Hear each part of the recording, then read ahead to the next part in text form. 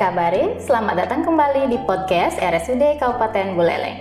Dengan saya, Indah Hartayanti, dan tentunya saya ditemani oleh narasumber kita yang akan berbagi informasi kesehatan kepada nyamuk Buleleng. Dalam rangka memperingati Hari Bidan Nasional, topik yang kita akan bahas hari ini adalah tentang bidan hebat, ibu selamat, bayi sehat. Saat kehamilan tidak berjalan sesuai rencana. Kehamilan merupakan proses yang penting dan juga membawa kebahagiaan bagi keluarga. Namun di balik itu semua ada beberapa risiko yang mungkin terjadi saat kehamilan, saat persalinan, ataupun setelah melahirkan. Di samping saya sudah ada bidan hebat kita dari RSUD Kabupaten Buleleng yang akan membagikan ilmunya dan juga pengalaman atau tips kepada nyamuk Buleleng tentang kehamilan. Halo Ibu, bagaimana kabar hari ini? Baik, selamat pagi. Terima kasih sudah hadir di podcast kita kali ini. Oke, sebelumnya boleh perkenalkan diri dulu pada nyamuk Buleleng. Nama saya Bidan Kimade Darti. Saya tugas di Rumah Sakit Umum Kabupaten Buleleng. Oke, terima kasih. Oke, kita berbicara tentang kehamilan ya Ibu Darti ya. Kalau kehamilan yang ideal itu sebenarnya seperti apa sih? Kehamilan ideal ya. Kehamilan ideal berarti kan kehamilan yang normal.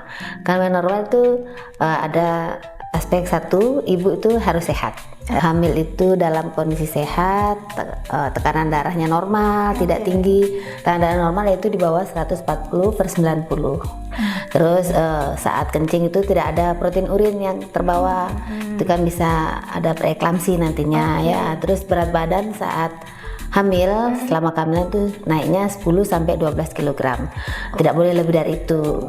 Nanti kan berat bayinya nanti bisa besar dan segala macam ya. Iya, betul. Terus tinggi fundus uteri saat hamil itu harus sesuai dengan masa kehamilan.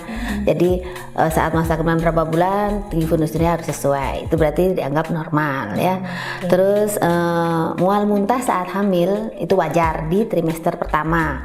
Kalau trimester kedua dan trimester ketiga masih mual muntah mungkin perlu dikonsultasikan. Ya itulah dari besar ya. Dan gerakan bayi juga itu harus dirasakan ibu saat kehamilan umur di atas 20 minggu. Itu baru ibu bisa merasakan ya. Kalau di bawah itu belum. Ya.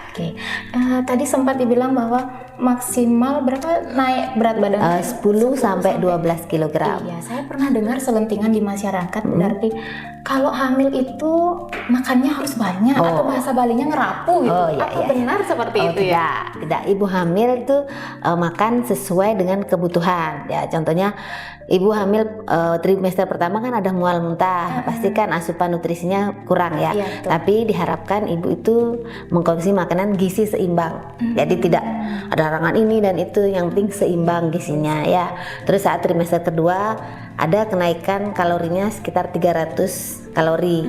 Dan trimester ketiga pun ada kenaikan 300 kalori. Itu aja. Jadi nggak harus banyak tapi seimbang. Iya, nyamuk Buleleng tidak harus banyak, tidak harus ngerapu Iya, gitu betul. ya. Betul. Iya. Tadi untuk kehamilan ideal. Untuk mencapai kehamilan yang ideal itu apakah perlu persiapan? Bagaimana persiapannya gitu? Ya. Kalau untuk ibu hamil, persiapan sebelum hamil ya. Sebelum hamil kita harus cek HB. HB itu kan hemoglobin ya, untuk mencegah menepis anemia itu kekurangan darah. Itu kan berbahaya saat ibu persalinan, bisa perdarahan. Terus kedua, cek gula darah, jadi menepis kencing manis. Jadi kalau itu harus pengobatan dulu kan. Setelah itu status imunisasi. Ibunya ya? Iya, ibunya. Imunisasi TT itu pernah dengar kan? Ya, itu jadi sebelum hamil itu kita persiapkan, dan minum asam folat minimal 3 bulan sebelum proses kehamilan untuk mencegah terjadinya kelainan pada bayi. Itu. Terus untuk gini juga perlu cek golongan darah. Jadi saat kita melahirkan, andaikan perlu gawat daruratan, dia perlu transfusi, kan sudah tahu golongan darah ibu apa. Nah, itu persiapan sebelum hamil. Nah, saat sudah hamil, persiapannya harus ANC ya, sesuai dengan jadwal rutin. Terus imunisasinya juga harus udah imunisasi untuk mencegah terjadinya tetanus. Dan yang ketiga, kita persiapkan dana dan rencana kita akan melahirkan di mana. Itu kan penting untuk ibu melahirkan. Kalau sudah hamil kan kita kan akan perjalanan melahirkan. Siapkan persalinannya. Ya persalinannya. Jadikan dana, transportasi dan di mana kita akan melakukan persalinan. Yang pastinya di nakes ya, atau di vaskes yang ada di sekitar kita. Itu aja sih. Betul. Oke, tadi ada menyebutkan tentang ANC itu. Ya. ANC itu apa sih? ANC itu adalah pemeriksaan rutin ibu hamil. Oh Ya, itu kan selama kehamilan kan ada trimester pertama, kedua dan ketiga. Nah, selama trimester pertama kita cek 1 kali. Oke. Untuk trimester kedua 2 kali, dan trimester ketiga 3 kali. Jadi 6 kali selama kehamilan itu minimal.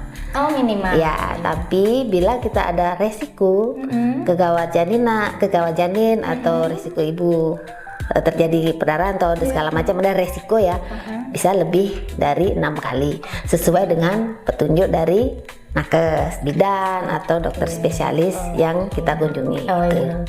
Atau mungkin boleh setiap bulan itu. Oh saya kangen dengan bayinya itu setiap bulan itu boleh. Boleh. Itu kan opsional ya dari ibu atau keluarga. Oh karena saya kok nggak gini, tapi ada aturannya. Setelah 20 minggu kehamilan, ibu kan bisa merasakan gerak janin. Nah, itu salah satu kontrol ya. Oh, bayinya gerak berarti sehat. Itu boleh. Yang penting kan 6 kali minimal. Ya, tapi kalau kangen sama dokternya boleh juga. Oke. Nah, untuk ceknya ini bisa di mana, Ibu nanti? Ya, kalau ANC, dokter gitu, ya atau? ANC minimal di nakes yang terlatih, contoh bidan, atau di puskesmas kan ada bidan juga. Bila di klinik juga bisa, di rumah sakit atau ke dokter spesialis kandungan. Oke. Yang penting harus ke nakes terlatih ya, bukan ke dukun ya. Bukan ke dukun, Iya. betul. Udah 2026, Iya. tidak zaman lagi ke dukun Iya, gitu betul. ya. Harus ke nakes supaya sehat, ibu Betul. dan bayi sehat Betul. gitu ya. Nah itu untuk yang ideal ya, kehamilan yang ideal. Kalau kehamilan yang berisiko itu seperti apa? Seperti terlalu muda. Ibu hamil umur di bawah 20 tahun itu kan termasuk beresiko karena terlalu muda, rahim belum siap untuk pertumbuhan bayi. Terus yang kedua terlalu tua, umur di atas 35 tahun, jadi resiko ibu hipertensi atau keguguran, kelainan pada bayi. Terus terlalu dekat dengan jarak kurang dari 2 tahun. Oh, dengan anak sebelumnya. Anak sebelumnya, kayak anak pertama belum 2 tahun sudah hamil lagi, itu kan terlalu dekat. Iya. Beresiko pada keguguran, bayi tidak berkembang dengan baik, atau ibu bisa terjadi hipertensi kan itu. Terus yang keempat terlalu banyak. Terlalu banyak hamil gitu. Ya, anak lebih dari 4 itu kan beresiko juga, bisa terjadi perdarahan pada ibu atau guguran juga gitu. Kalau slogannya banyak anak banyak rezeki itu Sudah nggak zaman. Ya. Karena banyak anak banyak pengeluaran. Banyak anak banyak rezeki yang harus dicari. Iya, gitu, betul, itu maksudnya salah ya. satunya ya. Iya, oke. Nah, apakah hanya kehamilan saja yang berisiko atau ada fase-fase yang lain? Maksudnya fase kehamilan saja atau ada waktu fase persalinan atau gimana? Apakah ada lagi? Untuk ibu hamil itu ada 3 fase. Pertama fase hamil, fase bersalin, dan fase habis bersalin. Ada 3 yang penting. Kalau saat kehamilan yang perlu diwaspadai kan peningkatan tekanan darah, terus terjadinya ada mual muntah berlebihan, atau perdarahan bisa terjadi juga pada saat ibu hamil. Itu harus diwaspadai. Yang tadi normal itu kan naik berat badan 10 sampai 12 kilo, tekanan darah tidak boleh lebih dari 140/90, terus tidak ada pusing, tidak ada sakit kepala atau protein urin yang kencingnya mengandung protein itu kan bisa salah satu gejala preeklamsi. Itu saat hamil, tidak boleh perdarahan kan, itu berarti kan tidak normal. Itu yang perlu diwaspadai. Nyeri hebat pada perut saat hamil itu kan juga perlu diwaspadai, takutnya ada keguguran kalau di bawah dari 20 minggu. Itu kalau di saat hamil mau bersalin itu kan ada tanda-tanda juga yang perlu diwaspadai. Saat persalinan kan rahim tidak kembali ke kondisi normal, jadi kan terjadi perdarahan atau robekan jalan lahir. Itu juga bisa berbahaya. Terus untuk bayinya bisa terjadi vital distress, kekurangan oksigen dia. Jadi kan detak jantung bayi meningkat. Atau gini, terjadi luka fisik.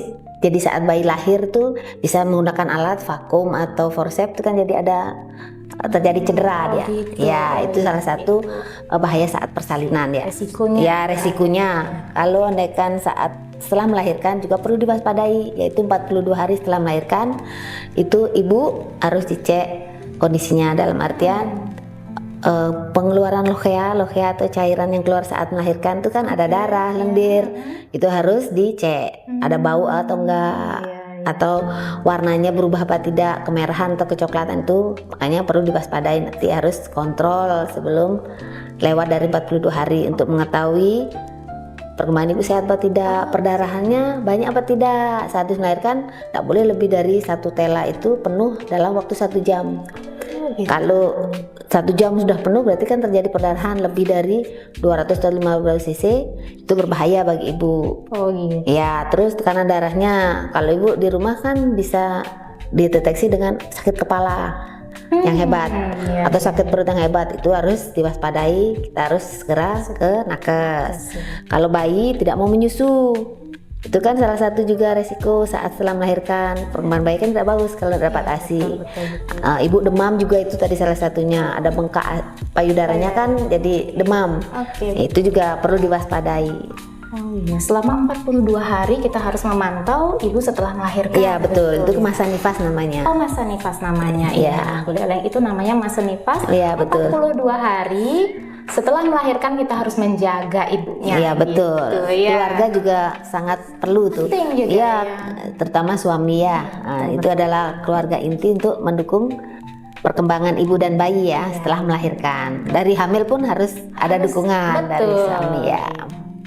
Nah, tadi untuk yang risiko-risiko itu, cara mengecilkan risikonya itu maksudnya kayak berarti lewat pemeriksaan tentunya. Betul. Ya? Betul. Oh ya, lewat pemeriksaan kita kontrol supaya tidak terjadi seperti Ya, itu betul, gitu ya. ya. Itulah gunanya kita ANC. Betul, ya. ANC saat hamil. Iya, betul. Setelah melahirkan kita juga tetap kontrol ya. Iya, bagus ya. Nah, kalau misalnya tadi kan ada yang berisiko itu jarak dekat dengan anak pertama gitu. Ya. Apakah ada penanganan khusus ketika dia sudah terlanjur gitu ya? Sudah terlanjur hamil gitu. Apakah ada penanganan khusus untuk mengurangi risiko-risiko itu? Ya, memang kadang-kadang kita lupa saat ber-KB yang saya bilang tadi 42 hari kita sebaiknya ber-KB untuk menjarangkan untuk kehamilan berikutnya, tapi kadang kita lupa dengan kesibukan jadi terlanjur hamil. Pertama, dukungan keluarga, terutama suami dan keluarga inti ya yang tinggal di rumah. Saat ibu hamil pasti akan merasa kelelahan, lemas dan segala, apalagi trimester pertama mual, muntah, otomatis kan tidak bisa mengasuh anak pertama atau kakaknya ya. Itu butuh dukungan keluarga, terutama suami untuk mengasuh, memperhatikan si kecil, dan asupan gizi ibu juga harus diperhatikan karena dia kan perlu gizi seimbang ya. Jadi peran keluarga sangat penting untuk membantu mengasuh si kecil dan tidak juga mengabaikan ibu dengan gizi yang seimbang, perhatian. Ibu juga perlu istirahat, jadi dengan istirahat cukup mengurangi stres. Nah, kalau dengan mengurangi stres kan tumbuh janin yang di dalam kandungan akan baik, diharapkan. Itu salah satunya. Oke, berarti ibunya harus happy gitu. Iya, harus happy gitu. Tidak stres, harus happy. Iya, dan kebutuhan gizinya, nutrisi dan obat-obatan tertentu, vitamin, penambah darah harus cukup. Iya, betul. Kalau misalkan ibunya ada penyakit penyerta gitu atau obesitas itu, apakah risiko juga bisa terkena kayak preeklamsi kayak gitu? Ya. Ibu bilang? Iya.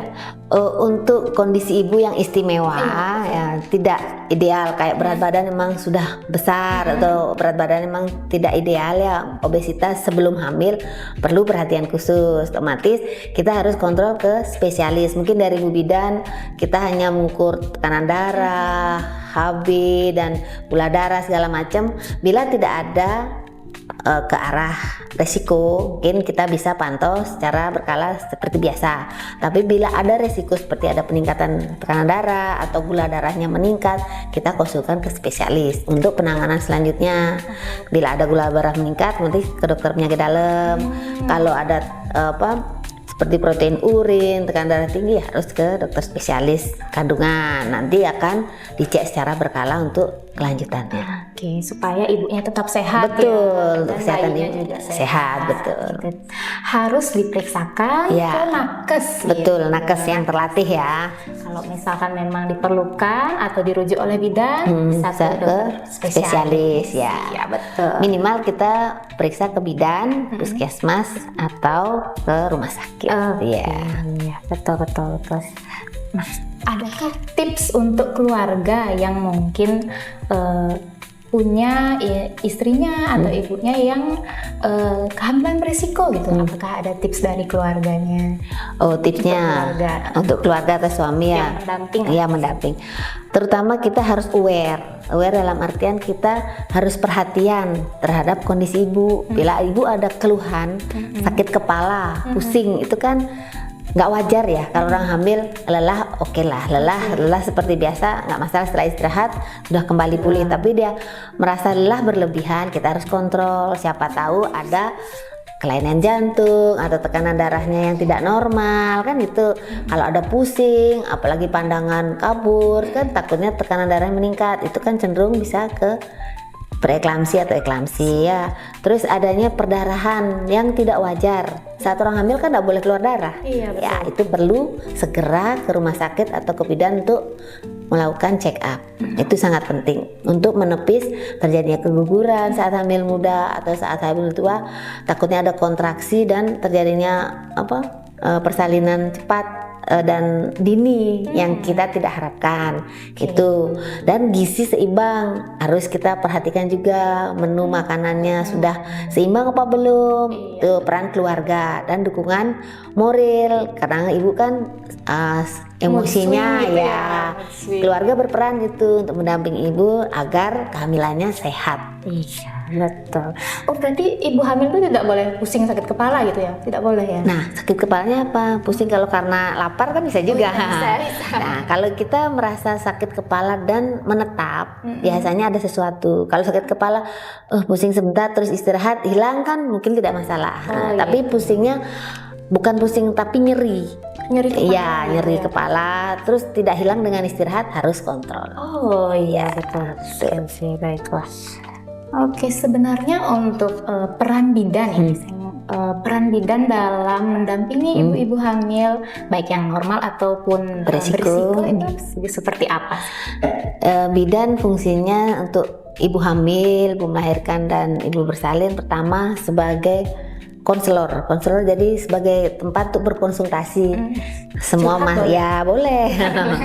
Itu bidan fungsinya itu. Setelah jadi konselor memberikan konsultasi apa yang diperlukan ibu hamil dan keluarga. Kedua, sebagai pendukung secara emosional, otomatis kan pasti perlu dukungan ya dari orang lain selain suami dan keluarga. Bidan itu memberikan dukungan juga secara emosional, memberikan masukan yang baik agar ibu hamil merasa ada yang membantu, memberikan semangat. Karena masa kehamilan itu kan juga lumayan ada perkembangan, kadang sesek perutnya bu kok gini, oh nggak apa-apa itu normal kan, dia merasa didukung secara emosional, aman. Oh ada bu bidan yang bisa terus bidan juga bisa membantu kelancaran saat hamil dan persalinan, selalu siap untuk membantu ibu dan bayi lahir sehat selamat. Itu betul. Pesan terakhir mungkin dari Bu Bidan kepada Nyama Bu Leleng supaya kehamilannya tetap sehat dan melahirkan anak-anak yang sehat dan menjadi generasi emas Pesannya untuk ibu hamil tetap semangat, lebih baik mencegah daripada mengobati. Betul. Ya, jangan nunggu panik baru kita ke nakes. Jadi lebih baik kontrol dengan tenang, santai, kita pergi ke dokter atau bidan. Itu lebih menyenangkan daripada kita ke rumah sakit buru-buru karena kita sakit. Nah, itu yang penting ya. Dan dukungan keluarga, suami dan keluarga untuk kelancaran dari kehamilan, persalinan, dan masa nifas. Oke. Nah, satu lagi pesan dari saya, Bidan Kimari Darti, mengucapkan selamat Hari Bidan Nasional yang jatuh pada tanggal 24 Juni tahun 2026. Kita, Bidan Nasional, Bidan Indonesia, bisa menjaga ibu dan bayi melewati masa kehamilan, bersalin dan nifas dengan sehat dan selamat. Bidan hebat, Terima kasih. Terima kasih Ibu Ya, Tanti sama-sama. sudah berbagi informasi kepada Oke. Nyawa Buleleng. Oke Nyawa Buleleng, sekian podcast kita kali ini. Sampai bertemu pada podcast berikutnya. Salam sehat.